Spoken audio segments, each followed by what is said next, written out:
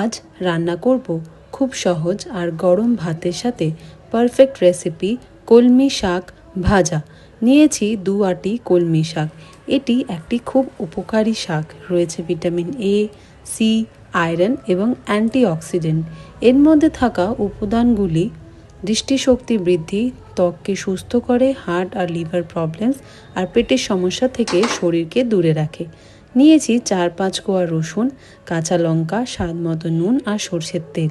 কড়াইতে সর্ষের তেল গরম করে প্রথমে দিয়েছি রসুন কুচি। রসুন হালকা বাদামি হয়ে গেলে দিয়েছি কাঁচা লঙ্কা চেরা। এবার কেটে রাখা কলমি শাকগুলি দিয়েছি। ঢেকে রাখুন 3-4 মিনিট, তারপর নুন দেবেন স্বাদ মতো। মাঝে মাঝে নাড়তে ভুলবেন না। শাক জল ছাড়বে, সেটা শুকিয়ে এলেই রেডি আমাদের কলমি শাক ভাজা। তৈরি গ্রাম্য ঘরোয়া স্বাদের কলমি শাক ভাজা। গরম ভাতের সাথে খেলেই বুঝবেন মজা। এরম সহজ রেসিপি পেতে পেজটি ফলো আর চ্যানেলটি সাবস্ক্রাইব